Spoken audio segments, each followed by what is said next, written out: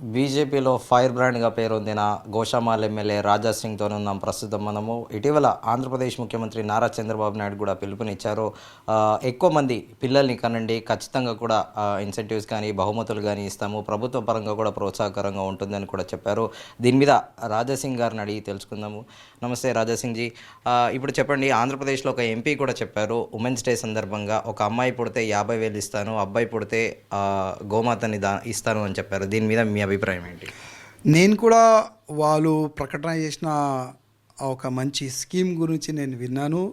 TDP party ఒక parliament సభ్యుడు అప్పలనాయుడు గారు అన్నారు, 2 నుంచి 3 పిల్లలు ఒకవేళ పుడితే నేను 50,000 రూపాయలు ఇస్తా, ఒకవేళ కొడుకు పుంటే నేను ఒక ఆవు కూడా వాళ్ళకి ఇస్తా అని ఒక స్కీమ్ని నేను ఇంప్లిమెంట్ చేస్తున్నానని వాళ్ళు ఒక స్టేట్మెంట్ ఇచ్చినారు. చాలా మంచి ఆలోచన.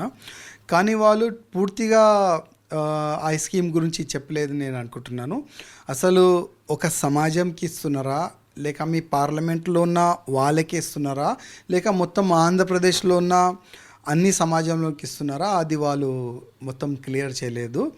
అదేవిధంగా ఇవాళ మనం చూస్తున్నాము, ఒకవేళ వాళ్ళు హిందువులకి ఇస్తే చాలా మంచిగా అవుతుంది, ఈ స్కీము చాలా సక్సెస్ఫుల్ పోతుంది. ఒకవేళ ముస్లిం సమాజం కూడా వాళ్ళు యాడ్ చేస్తే వాళ్ళ ఇల్లు కూడా అమ్మేసేయాలి, అంత డబ్బులు వాళ్ళు పంచలేరు. ఎందుకంటే హమ్ 5 హమారే 50 స్కీమ్ వాళ్ళది ఉంటుంది. మళ్ళీ అంతమంది పిల్లలు వాళ్ళు 10, 12, 20 పిల్లలు వాళ్ళకి అంటారు. మళ్ళీ వాళ్ళు కూడా వాళ్ళు డబ్బులు ఇస్తే ఆ స్కీమ్ మొత్తం ఫెయిల్ అయిపోతుంది. అందుకోసం ఆ స్కీమ్ అసలు సమాజం వరకా, లేక పార్లమెంట్ వరకా, లేక మొత్తం ఆంధ్రప్రదేశ్ ప్రజల వరకా, అది వాళ్ళు డిక్లేర్ చేస్తే చాలా బాగుంటుంది. ఇప్పుడు మీరు చెప్తున్న దాన్ని బట్టి హిందువుల సంఖ్య పెరగాలనుకుంటున్నారా, లేకపోతే దేశం మొత్తము ఇంకా ప్రజల సంఖ్య పెరగాలనుకుంటున్నారా మీరు?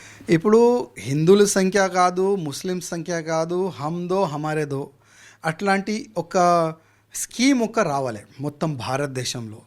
ఎందుకంటే జనాభా పెరిగితే దేశానికి నష్టం.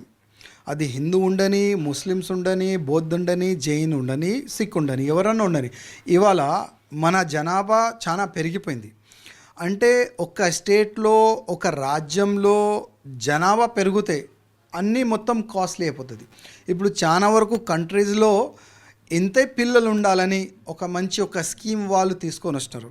అదేవిధంగా మన భారతదేశంలో కూడా హమ్దో హమారేదో అట్లాంటి స్కీమ్ని ఇంప్లిమెంట్ చేస్తే చాలా బాగుంటుంది. ఒకవేళ హమ్ 5 హమారే 50 అట్లాంటి స్కీమ్లో కొంతమంది వెళ్తున్నారు. అట్లాంటి కొన్ని స్కీమ్లో వాళ్ళు వెళ్తే వాళ్ళకి గవర్నమెంట్ జాబ్ ఇవ్వకూడదు, ఓటేనికి అధికారం కూడా ఇవ్వద్దు, గవర్నమెంట్ ఫెసిలిటీస్ కూడా ఇవ్వద్దని నేనైతే నా వ్యక్తిగతం ఒక ఆలోచన.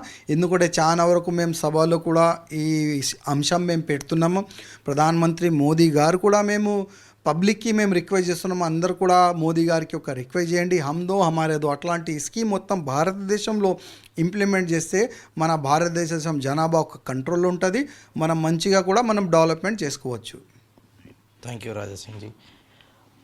మేమిద్దరము మాకిద్దరు అనే స్కీమ్ ఏదైతే ఉంటుందో అది ఉంటే సరిపోతుంది. ఎందుకంటే దేశంలో ఇప్పటికే జనాభా సంఖ్య విపరీతంగా పెరిగిందని, అలాగే కొన్ని దేశాల్లో కూడా ఖచ్చితంగా కొన్ని చట్టాలు కూడా ప్రభుత్వాలు చేశాయని, అలా జనాభా పెరగకుండా తగు జాగ్రత్తలు తీసుకోవాలని ఇప్పటికే వివిధ సభల్లో బీజేపీ పార్టీ అటు పార్లమెంట్తో పాటు అసెంబ్లీలో కూడా దీనిపైన మాట్లాడమని ప్రధానమంత్రి నరేంద్ర మోదీకి కూడా తోని కూడా డిస్కస్ చేశామని చెబుతున్నారు fire brand Raja Singh. Video journalist క్రాంతితో శ్రీచరణ్ గోషామాల్.